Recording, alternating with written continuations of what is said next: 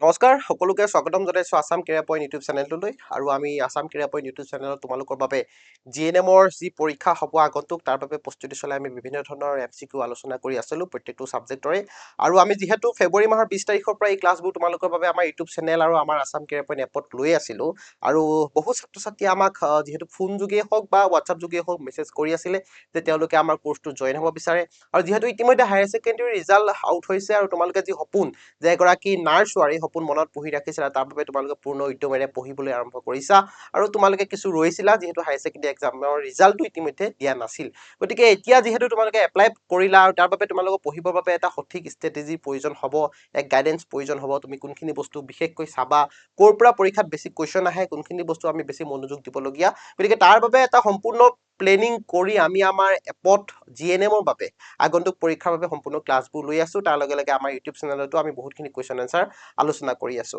আৰু ইতিমধ্যে যিহেতু আমি ফেব্ৰুৱাৰী 20 তাৰিখৰ পৰা ক্লাছ আৰম্ভ কৰিছোৱেই গতিকে তোমালোকক আমি জনাই দিওঁ যিহেতু আমাৰ যিটো ক্লাছ আছিল তাত সম্পূৰ্ণ ক্লাছবোৰ দিয়া হৈছিল তাৰ লগে লগে আমি ক্লাছৰ প্ৰাইচটো আছিল 549 ৰুপিজ আৰু তোমালোকৰ সেই ফোন আৰু হোৱাটছআপ মেছেজবোৰক চাই আমি তোমালোকৰ সুবিধা হোৱাকৈ আমি এই আগন্তুক যিকেইটা দিন আছে আজিৰে পৰা তাৰ বাবে তোমালোকৰ বাবে আমি আমাৰ সেই কোৰ্সটো প্ৰাইচ কমাই পিনে মাত্ৰ 499 ৰুপিজ কৰি দিছো আজিৰ পৰা যদি তোমালোকে এডমিশন লোৱা তেতিয়াহলে তোমালোকৰ কোৰ্সৰ প্ৰাইচ হ'ব মাত্ৰ 499 আমি সকলোৰে সুবিধা হোৱাকৈ যাতে তোমালোকে ভালদৰে পঢ়িব পাৰা আৰু নিজৰ সেই সপোনটো যাতে তোমালোকে সফল কৰি তুলিব পাৰা সেই সুবিধা কৰি দি আমাৰ কোৰ্সটো প্ৰাইচ আমি কি কৰি দিছো মাত্ৰ 499 ৰুপিজ কৰি দিছো আৰু সেই 499 ৰুপিজ পে কৰি তোমালোকে আমি আমাৰ সেই আসাম কেৰিয়াৰ পইণ্ট যিটো এপ আছে তাত জয়েন কৰিব পাৰিবা আৰু ইয়াৰ সম্পূৰ্ণ ডিটেইলছ পাবৰ কাৰণে তোমালোকে আমাৰ যিটো অফিচিয়েল নাম্বাৰ 9678914511 এই নাম্বাৰটো এটা হোৱাটছআপ কৰিবা এইটো আমাৰ অফিচিয়েল নাম্বাৰ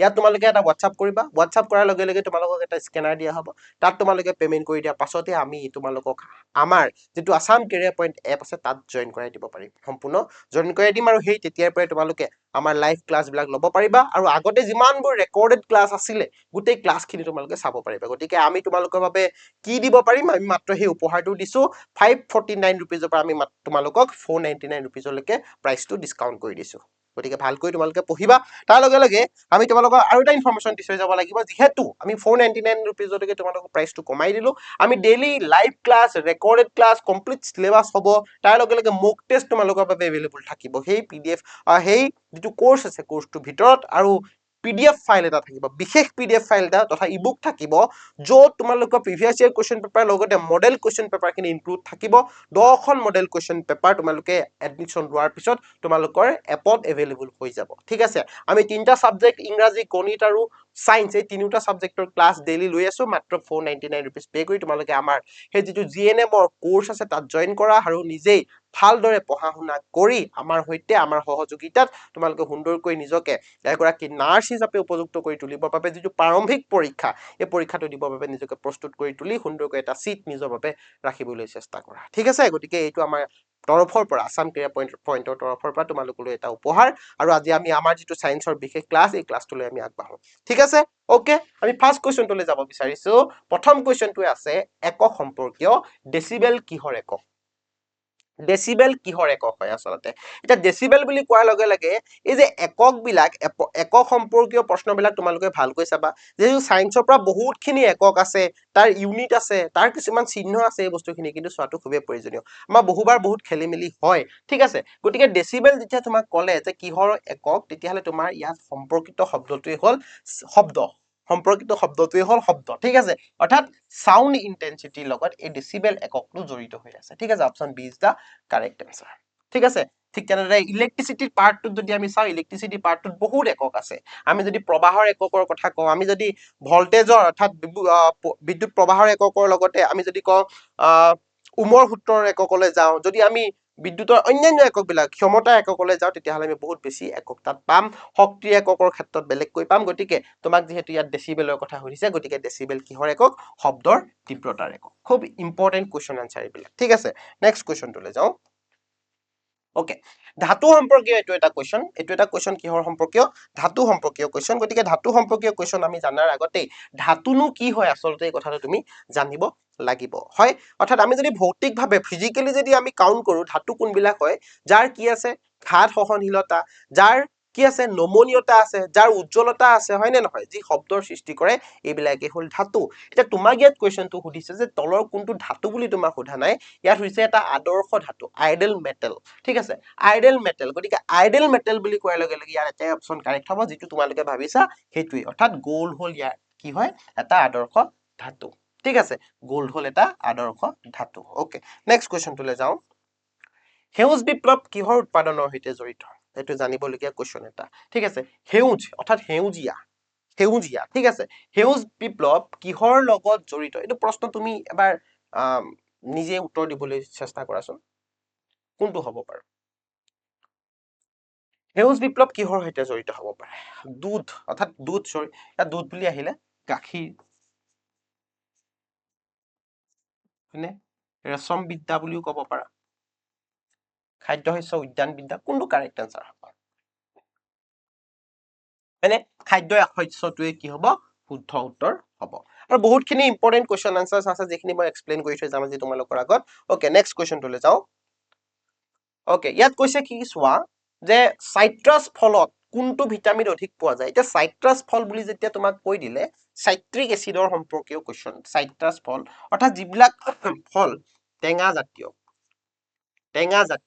ঠিক আছে টেঙা খাবলৈ আমাৰ মুখত টেঙাৰ দৰে লাগে ঠিক আছে টেঙা মিঠা আচলতে তেনেকুৱা ধৰণৰ গতিকে ইয়াত কোনটো এনসাৰ কাৰেক্ট টেঙা ফল বিলাকক সাইট্ৰাছ ফল বুলি কোৱা হয় বিশেষকৈ আৰু সেই টেঙা ফল বিলাকত অৰ্থাৎ সাইট্ৰাছ ফল বিলাকত কোনটো ভিটামিন থাকে টেঙা ফল বিলাকত কোনটো ভিটামিন থাকে vitamin D vitamin B vitamin A আৰু ভিটামিন সি কিন্তু তুমি এটা কথা ইয়াতো জানিব লাগিব যে কোনটো ভিটামিনৰ অভাৱত কি ৰোগ হোৱাৰ সম্ভাৱনা থাকে এইটো কিন্তু তোমালোকে মনোযোগ দিবা ঠিক আছে কোনটো এনসাৰ কাৰেক্ট হ'ব কোৱা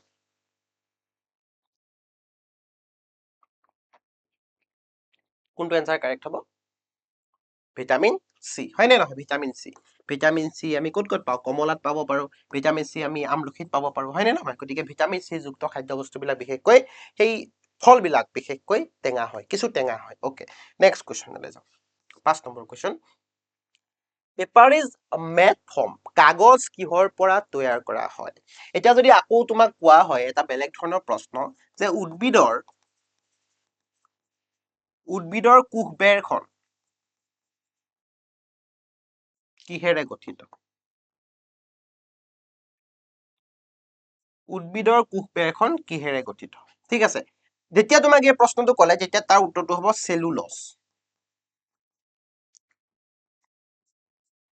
ওকে উদ্ভিদৰ কোষবেৰখন চেলুলজেৰে গঠিত এতিয়া তোমাক প্ৰশ্নটো সুধিছে কাগজ কিহৰ পৰা তৈয়াৰ কৰা হয় কাগজ ক'ৰ পৰা তৈয়াৰ কৰা হয় চেলুলজৰ পৰা অৰ্থাৎ ইয়াত কি বুজি পালা যে উদ্ভিদৰ সেই কোষবেৰখন ব্যৱহাৰ কৰা হয় কাগজ প্ৰস্তুতৰ বাবে বুজি পালানে কথাটো ঠিক আছে নেক্সট কুৱেশ্যনলৈ যাওঁ সূৰ্যৰ পোহৰ পৃথিৱীত পোৱাত কিমান সময় লাগে আমি সকলোৱে জানো সূৰ্যৰ পোহৰ পৃথিৱীলৈ পাবলৈ কিমান সময় লাগে 8 মিনিট লাগে কিন্তু ইয়াত আৰু এটা বস্তু ইম্পৰ্টেন্ট বস্তু এটা আছে 8 মিনিট 20 সেকেন্ড আমি সদায় 8 মিনিটটো কওঁ 20 সেকেন্ডটো থাকি যায় হয়নে নহয় সূৰ্যৰ পোহৰ পৃথিৱীৰ পৰা পৃথিৱীত পাবলৈ কিমান সময় লাগে 8 মিনিট 20 সেকেন্ড সময় এতিয়া তোমাক যদি আকৌ বেলেগকৈ সোধা হয় যেতিয়া যে সূৰ্য আৰু পৃথিৱীৰ মাজৰ দূৰত্ব জুখিবৰ কাৰণে আমি কি একক ব্যৱহাৰ কৰো আমিতো ইয়াত কিলোমিটাৰ ব্যৱহাৰ কৰি লাভ নাই যেহেতু কিমান কিলোমিটাৰ সেইটো আমি কাউন্ট কৰিব নোৱাৰো কাৰণ সূৰ্যৰ পৰা পৃথিৱীলৈ পাবৰ বাবে কেইবা বছৰো প্ৰয়োজন হয় গতিকে আমি তাত ব্যৱহাৰ কৰা সেই এককটোৱে হল কি লাইট ইয়াৰ হয়নে আলোকবৰ্ষ এককটো আমি ব্যৱহাৰ কৰো গতিকে আলোকবৰ্ষ এককটো আমি কি ক্ষেত্ৰত ব্যৱহাৰ কৰো এই সৌৰজগতত থকা গ্ৰহ নক্ষত্ৰ গ্ৰহাণুপুঞ্জ বিলাকৰ মাজৰ দূৰত্ব জুখিবৰ কাৰণে আমি সেই লাইট ইয়াৰ এককটো ব্যৱহাৰ কৰিব পাৰো ঠিক আছে ওকে নেক্সট কুৱেশ্যন প্ৰটন আৰু নিউটনৰ যোগফলক কি বুলি কোৱা হয় ইয়াত এনসাৰটো গুচি আহিলে প্ৰটন আৰু নিউটন ঠিক আছে এনসাৰটো আহিছে ইয়াত ভৰ সংখ্যা বুলি কোৱা হয় এতিয়া তুমি এটা কথা ইয়াতে জানি ল'ব লাগিব আমাৰ পৰমাণু এটা নিউক্লিয়াছৰ ভিতৰত ঠিক আছে আমাৰ পৰমাণু নিউক্লিয়াছৰ ভিতৰত দুটা বস্তু থাকে এটা হল প্ৰটন এটা হল নিউটন ঠিক আছে এই প্ৰটন যিবিলাক আছে যিবিলাকক আমি প্ৰটন বুলি কৈছো এই প্ৰটন বিলাক কি হয় পজিটিভলি চাৰ্জ হয় এইবিলাক ধনাত্মকভাৱে আহিত আৰু যিবিলাক নিউটন আছে নিউটন বিলাকৰ কোনো কি নাথাকে আধান নাথাকে এইটো আধানবিহীন ঠিক আছে চাৰ্জলেছ আধানবিহীন এই যিবিলাক তোমাৰ নিউট্ৰন আছে, এই নিউট্ৰন বিলাক কি হয় আধানবিহীন, ইয়াৰ কোনো কি নাথাকে আধান নাথাকে। ইয়াৰ লগে লগে তুমি এইটো জানি চাব লাগিব পৰমাণু এটাৰ এই যিটো নিউক্লিয়াছ আছে, নিউক্লিয়াছৰ বাহিৰত কিছুমান কি ঘূৰি ফুৰে ইলেক্ট্ৰন ঘূৰি ফুৰে, ইলেক্ট্ৰন, আৰু এই ইলেক্ট্ৰন বিলাক কি হয় নিগেটিভলি চাৰ্জ। এই যিবিলাক ইলেক্ট্ৰন আছে এই ইলেক্ট্ৰন বিলাক কি হয় নিগেটিভলি চাৰ্জড হয়, ঠিক আছে। আৰু এই প্ৰটন আৰু নিউট্ৰনৰ মুঠ সংখ্যাটোৱে হল ভৰ সংখ্যা, আৰু প্ৰটন আৰু নিউট্ৰনৰ সংখ্যা যোগ কৰিলে আমি এটা পৰমাণুৰ ভৰ পাওঁ, ঠিক আছে। পৰমাণুৰ সংখ্যাক কি আখৰে বুজোৱা হয় জেড আখৰে বুজোৱা হয়, হয়নে জেড আখৰে বুজোৱা হয়, এইটো এটা মনত ৰাখিবা, ঠিক আছে। ওকে নেক্সট কুৱেশ্যনটোলৈ যাওঁ। 8 নম্বৰ কুৱেশ্যনটো, জেনেৰেটৰে কি উৎপন্ন কৰে? তুমি ইয়াতে এটা কথা ইম্পৰ্টেণ্ট মনত ৰাখিবা, ঠিক আছে। বৈদ্যুতিক জেনেৰেটৰ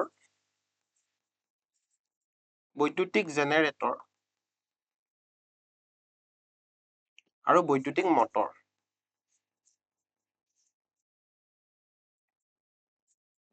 ঠিক আছে। বৈদ্যুতিক জেনেৰেটৰ, ইহঁতৰ দুটাৰ মাজত কিহৰ ডিফাৰেন্স আছে? ইলেক্ট্ৰিক জেনেৰেটৰ, ইলেক্ট্ৰিক মটৰ, ঠিক আছে, ইহঁতৰ মাজত পাৰ্থক্য আছে। বৈদ্যুতিক মটৰে কি কৰে? বৈদ্যুতিক মটৰে বিদ্যুৎ শক্তিক কি কৰে যান্ত্ৰিক শক্তিলৈ ৰূপান্তৰ কৰে, হল electrical motor convert electric energy into mechanical energy, ঠিক আছে। আৰু জেনেৰেটৰে কি কৰে যে মেকানিকেল এনাৰ্জি কি কৰে আমাৰ ইলেক্ট্ৰিক এনাৰ্জিলৈ কনভাৰ্ট কৰি দিয়ে, অৰ্থাৎ মেচিনটো চলাৰ কাৰণেহে বিদ্যুৎ শক্তি উৎপন্ন হয়, আৰু তাৰ কাৰণে আমি লাইটটো জ্বলাব পাৰো, ঠিক আছে। গতিকে বৈদ্যুতিক জেনেৰেটৰে কি উৎপন্ন কৰে বুলি কৈছে, ইয়াত কোনটো এনসাৰ কাৰেক্ট হ'ব? বিদ্যুৎ শক্তি, যান্ত্ৰিক শক্তি, পোহৰ শক্তি, অকল শক্তি, কোনটো এনসাৰ কাৰেক্ট হ'ব? বিদ্যুৎ শক্তি উৎপন্ন কৰে, ঠিক আছে। কাৰণ মেচিনটো ঘূৰাৰ পাছতহে কি উৎপন্ন হয় সেই ইলেক্ট্ৰিকেল এনাৰ্জি খিনি উৎপন্ন হয়, ঠিক আছে। গতিকে বৈদ্যুতিক শক্তিটোৱে কি হ'ব শুদ্ধ উত্তৰ হ'ব, ঠিক আছে। ওকে নেক্সট কুৱেশ্যনলৈ যাওঁ। 9 নম্বৰ কুৱেশ্যন, হাইড্ৰোজেন বতাহত জ্বলিলে কি উৎপন্ন হয়? এইটো এটা কেমিষ্ট্ৰি কুৱেশ্যন। এতিয়া হাইড্ৰোজেন বতাহত জ্বলিলে মানে কি বুজি পোৱা? বতাহত জ্বলা, দহন বুলি যেতিয়া কোৱা হয়, ঠিক আছে, বাৰ্ণ বা দহন বুলি যেতিয়া কোৱা হয় তেতিয়া সদায় অক্সিজেনৰ লগত ৰিয়েকশ্যন হয়, অক্সিজেন গেছৰ লগত ৰিয়েকশ্যন হয়। যেতিয়া হাইড্ৰোজেন গেছক যদি আমি অক্সিজেন গেছৰ লগত ৰিয়েকশ্যন কৰি দিওঁ তেতিয়া কি উৎপন্ন হ'ব পাৰে? Hydrogen react with oxygen to form water, water molecule, পানী গঠন হ'ব পাৰে, ঠিক আছে। গতিকে হাইড্ৰোজেন গেছক বতাহত জ্বলা অৰ্থটো এইটোৱেই যে হাইড্ৰোজেনে কাৰ লগত ৰিয়েকশ্যন কৰিছে? অক্সিজেনৰ লগত ৰিয়েকশ্যন কৰিছে, ক্লিয়াৰ? ওকে ঠিক আছে। নেক্সট কুৱেশ্যনটোলৈ আমি যাওঁ। 10 নম্বৰ কুৱেশ্যন, ক্লৰিনৰ ৰাসায়নিক সূত্ৰ কি? এইখিনি জনাটো তোমাৰ খুবেই প্ৰয়োজন, হল ক্লৰিনৰ ৰাসায়নিক সংকেত কি বা ৰাসায়নিক সূত্ৰ কি? তাৰ লগে লগে তোমালোকে কিছুমান যৌগ কম্পাউণ্ডৰ ৰাসায়নিক কেমিকেল ফৰ্মুলা বিলাকৰ নাম, ঠিক আছে, জনাটো কিন্তু খুবেই প্ৰয়োজন। এজ এ এক্সাম্পল অফ হল CH4 বুলি ক'লে কি বুজি পোৱা? CH4 মানে মিথেন, হল তাৰ পৰা তুমি MgCl2 বা MgOH2 এই এনেধৰণৰ বস্তুবিলাক, মেগনেছিয়াম হাইড্ৰক্সাইড বুলি কোৱা হয়, মেগনেছিয়াম ক্লৰিন বুলি কোৱা হয়। তোমালোকে সংকেত খিনি আৰু তাৰ লগে লগে তাৰ নাম খিনি মনত ৰাখি থবা, ইম্পৰ্টেণ্ট কুৱেশ্যন, ঠিক আছে। এতিয়া ক্লৰিনৰ ৰাসায়নিক সূত্ৰ কি বুলি কোৱাৰ লগে লগে এইটো হ'ব Cl। Cl হ'ল ক্লৰিনৰ ৰাসায়নিক সূত্ৰ, আৰু চিটোৱে কি বুজায়? কাৰ্বন বুজায়, চিটোৱে কি বুজায়? কাৰ্বন বুজায়, ঠিক আছে। CO মানে কাৰ্বন মনোক্সাইড, ঠিক আছে, আৰু HCl মানে হাইড্ৰক্লৰিক এচিড, HCl মানে হাইড্ৰক্লৰিক এচিড। এইখিনি চাবা দেই ভালকৈ। আমাৰ এপত মই এখন তালিকা প্ৰথমতেই দিছিলো, এখন তালিকা মই তোমালোকক দিছিলো, ঠিক আছে। 11 নম্বৰ কুৱেশ্যনটো, বৈদ্যুতিক ঘণ্টাত কোন ধৰণৰ চুম্বক ব্যৱহাৰ কৰা হয়? ওকে, বৈদ্যুতিক ঘণ্টাত কেনে ধৰণৰ চুম্বক? বৈদ্যুতিক ঘণ্টা মানে বুজি পাইছা নহয় কি বাৰু? এই যে আমাৰ ঘৰত যে মানুহবিলাকৰ ঘৰত যে আমাৰ কলিং বেল বুলি কওঁ আমি, টিপি দিলে যে ট্ৰিংকে শব্দ এটা কৰে, সেইটো হ'ল ইলেক্ট্ৰিকেল কি হয় বেল, ঠিক আছে, ইলেক্ট্ৰিক বেল। এতিয়া বৈদ্যুতিক ঘণ্টাত কেনে ধৰণৰ চুম্বক ব্যৱহাৰ কৰা হয় আৰু সেই অপচনটো কি হ'ব জনোৱাচোন কমেন্টত জনোৱা, মই অলপ ৱেইট কৰি দিছো, জনোৱা। হল বৈদ্যুতিক ঘণ্টাত ইলেক্ট্ৰমেগনেট ব্যৱহাৰ কৰা, ঠিক আছে। বৈদ্যুতিক ঘণ্টাত কি ব্যৱহাৰ কৰা হয়? ইলেক্ট্ৰমেগনেট, ঠিক আছে, বিদ্যুৎ চুম্বক ব্যৱহাৰ কৰা হয়, ঠিকে আছে নে? ওকে নেক্সট কুৱেশ্যনটোলৈ আগবাঢ়ো। তলত কোনটো এটা নবেল গেছ নহয়? নহয় বুলি কৈছে। যদি তলত কোনটো এটা নবেল গেছ হয় বুলি থাকিলেহেঁতেন বা এই অপচনটো নাথাকিলেহেঁতেন তেতিয়া ইয়াৰ এনচাৰটো কিন্তু বেলেগ হৈ গ'লহেঁতেন। এতিয়া তোমাক কৈছে কোনটো নবেল গেছ নহয়। যদি এনেকুৱা ধৰণৰ প্ৰশ্ন আহে প্ৰশ্নবিলাক কিন্তু ভালকৈ পঢ়িবা দেই, ঠিক আছে। Which of the following gas is not an noble gas? এটা নবেল গেছ মানে কিনো? সম্ভ্ৰান্ত,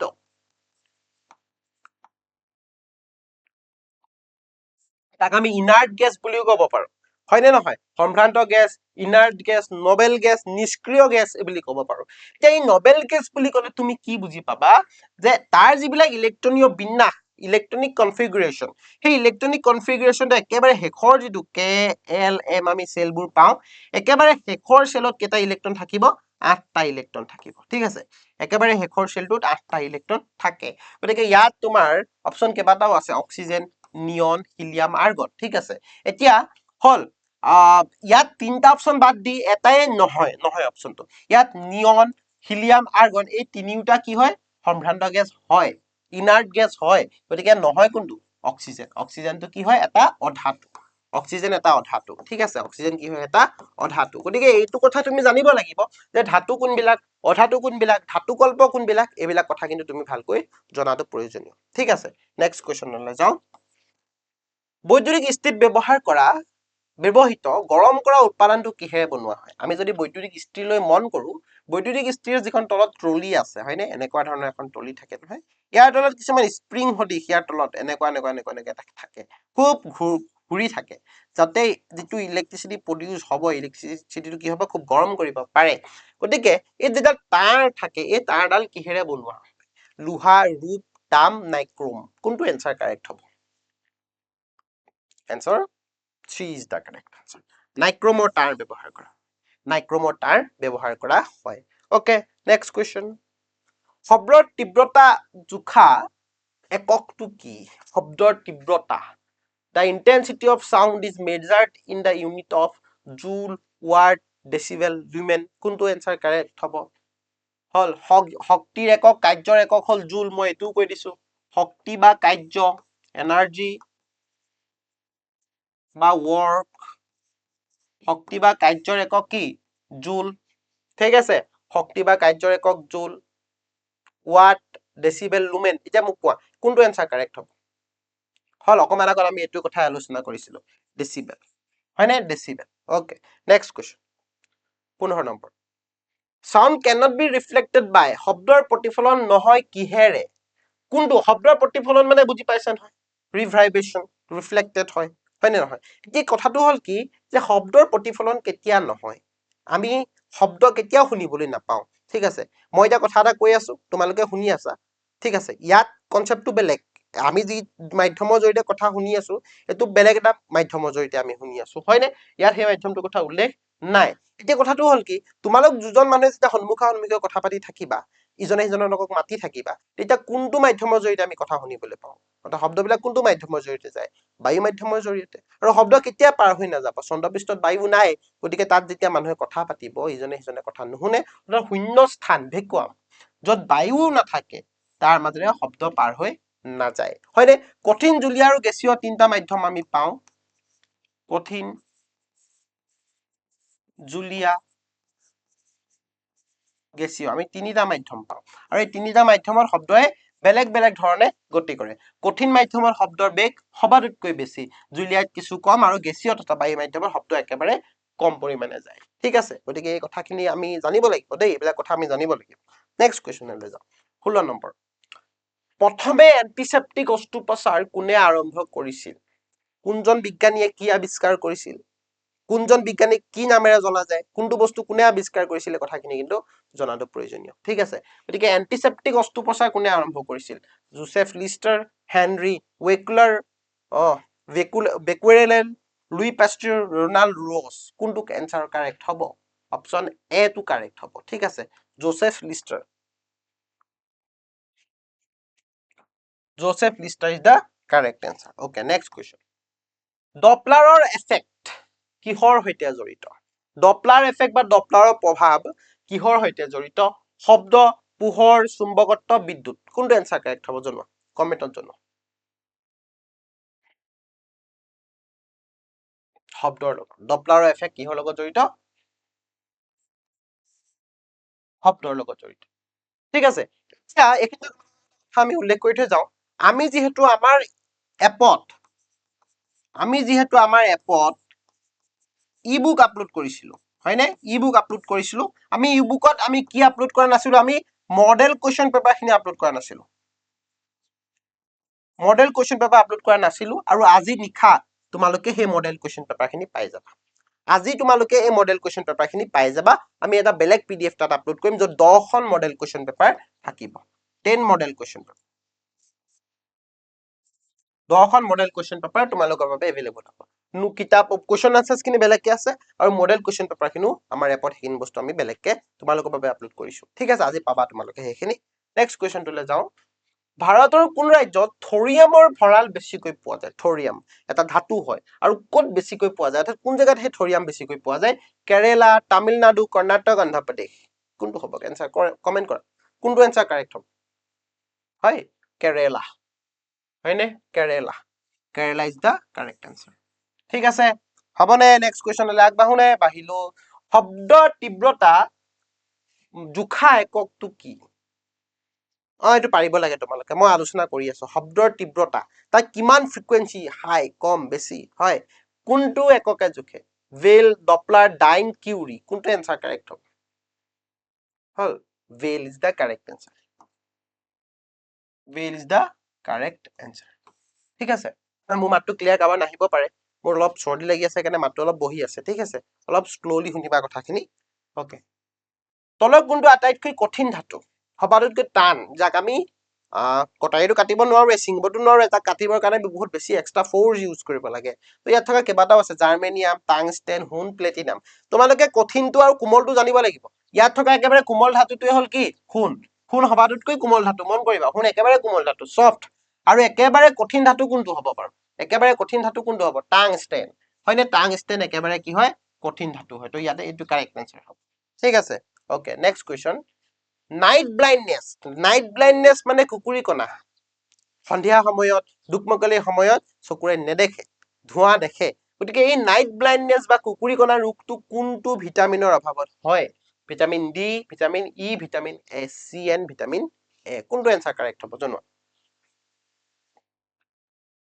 ভিটামিন এৰ অভাৱত মানুহৰ কুকুৰী কণা ৰোগ হয় ঠিক আছে ভিটামিন এৰ অভাৱত মানুহৰ কুকুৰী কণা ৰোগ হয় and last question of the session আজি ক্লাছটোৰ একেবাৰে শেষৰটো কুৱেশ্যন আৰু ইম্পৰ্টেণ্ট কুৱেশ্যন সোণৰ আটাইতকৈ বিশুদ্ধ ৰূপ কি অৰ্থাৎ কিমান কেৰেট সোণ থাকে মানে আচলতে বিশুদ্ধ সোণত কিমান কেৰেট সোণ থাকে 18 22 24 28 কোনটো এনসাৰ কাৰেক্ট হ'ব আমাৰ ভাৰতবৰ্ষত কিমান কেৰেট সোণ আমি গহনা তৈয়াৰ কৰিবৰ কাৰণে ব্যৱহাৰ কৰো আৰু বিশুদ্ধ সোণত কিমান কেৰেট সোণ থাকে অৰ্থাৎ সেইটো পিয়ৰ সোণ হ'ব ঠিক আছে হল সেইটো একেবাৰে কি হ'ব পিয়ৰ সোণ হ'ব য'ত সেই কেৰেট থাকিব তাৰ লগে লগে পিয়ৰ সোণক আমি কেতিয়াও ব্যৱহাৰ কৰিব নোৱাৰো সি বহুত কোমল হয় গতিকে তাৰ লগত কিবা এটা মিক্স কৰিব লাগিবই তেতিয়াহে আমি সোণটো ব্যৱহাৰ কৰিব পাৰিম আৰু আমাৰ ভাৰতবৰ্ষত 22 কেৰেট সোণ ব্যৱহাৰ কৰা হয় আমাৰ ভাৰতবৰ্ষত 22 কেৰেট সোণ থাকে তাৰ লগত প্লাস দুই এটা বেলেগ কিবা এটা মিক্স কৰি থোৱা থাকে আৰু একেবাৰে বিশুদ্ধ সোণত 24 কেৰেট সোণ থাকে সেইটো মনত ৰাখিবা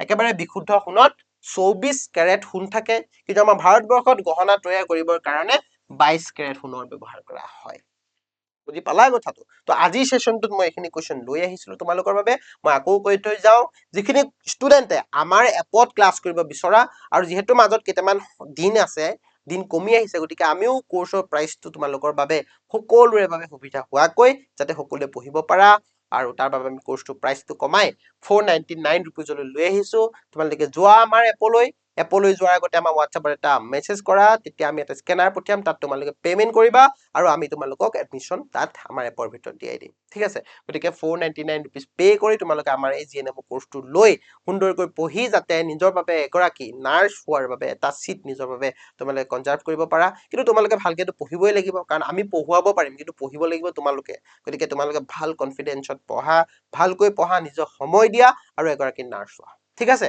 সো আজিলৈ ক্লাছ 2 সেশনটো মই ইমানতে শেষ কৰিছো নতুন এটা ক্লাছত পুনৰ তোমালোকক লগ পাম আজিলৈ বাই বাই গুড নাইট